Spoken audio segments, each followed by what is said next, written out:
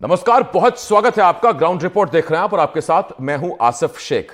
मध्य प्रदेश के सिंगरौली में निर्माणाधीन प्रयागराज हाईवे पर मुआवजा इंडस्ट्री बन गई है।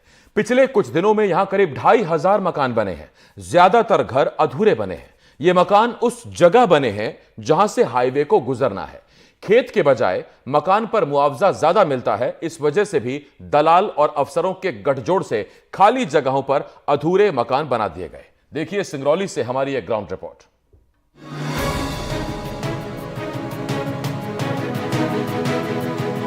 ये मुआवजा इंडस्ट्री का कच्चा माल है, मुआवजा घर।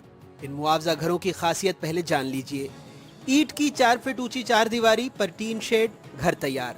1 महीने में सारे मुआवजा घर बन गए जिनमें कोई नहीं रहता। सिंगरौली प्रयागराज नेशनल हाईवे के लिए चितरंगी और दुधमनिया के 33 गांवों में महीने भर पहले हरे भरे खेत थे, अब वहां मकानों की लाइन है। यहां से 70 किलोमीटर का नेशनल हाईवे बनेगा, जमीनों का सर्वे हो गया, अब यहां मुआवजा इंडस्ट्री खड़ी है। लोग कहते हैं इस इंडस्ट्री में प्रशासन और स्थानीय दलालों का गठजोड़ शामिल है। दूसरे राज्य के लोगों ने भी यहाँ घर खरीदे हैं। कर्मचारियों ने लेआउट दे करके और महीना 1.5 महीने के अंदर ताबड़तोड़ हजारों मकान बनाए गए हैं।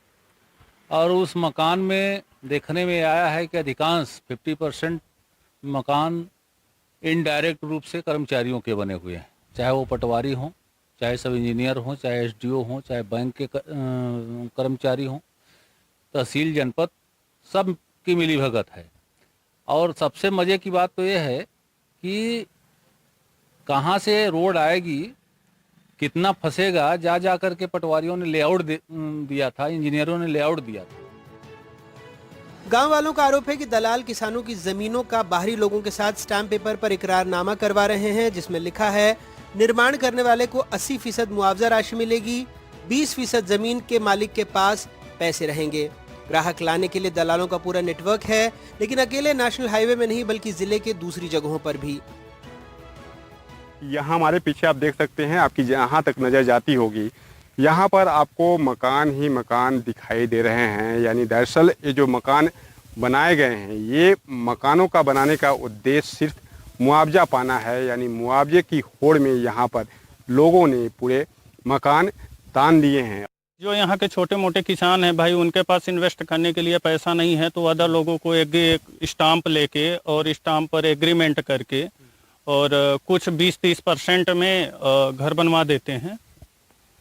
हाँ, और मुआवजे के लिए ही ये सारे घर बनाए गए हैं, बाकी रहते वगैरह नहीं हैं इस घरों में कोई। यहाँ पे मध्य प्रदेश और उत्तर प्रदेश से लोग, झारखंड से लोग आके यहाँ पे मुआवजे के घर बनवाए तो हैं, लेकिन उधर पीछे तरफ से है, उधर जो कि बरकुल के आगे से, वहाँ पे जाके सभी लोग बनवाए हुए हैं।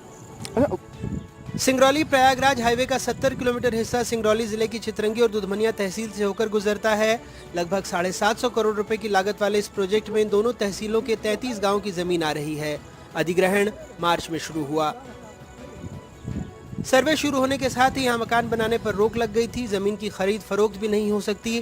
प्रशासन ने इस संबंध में ऐलान भी किया, नोटिस तक लगाए, फिर नया खेल शुरू हो गया।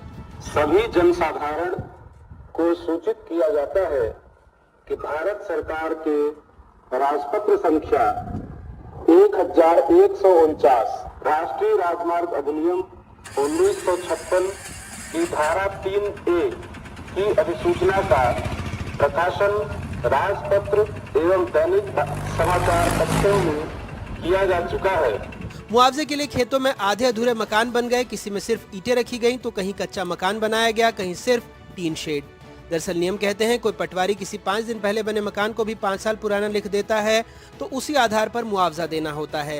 हालांकि प्रशासन अब कह रहा है कि सर्वे के बाद मकान बनाने पर मुआवजा नहीं मिलेगा। 19 मई को हो चुका है और सर्वे के उपरांत कोई भी मकान नहीं बनाए जा रहे हैं। हम लगातार भ्रमण करते हैं, साथ ही हमने हमारे मैदानी अमले को ये सूचना दी है कि कोई नवीन निर्माण ना हो। कर लिया गया है कि यदि कोई मकान CA के पब्लिकेशन के बाद बनते हैं तो उसको मुआवजे की पात्रता नहीं होगी। लोगों ने संभवतः कुछ मकान निर्मित किए हों मुआवजे के उद्देश्य से, लेकिन वो मुआवजे की पात्रता में नहीं आएंगे। ये संभावना बनती है कि लोगों ने मुआवजे प्राप्त करने के उद्देश्य से ये मकान निर्मित किए हैं। अगर ये मुआवजा प्राप्त करने के उद्देश्य से निर्माण किया गया है तो इनको मुआवजा प्रदान नहीं किया जाएगा और ये बिल्कुल अवैधानिक है। और इसको हम नियमानुसार कार्य करेंगे।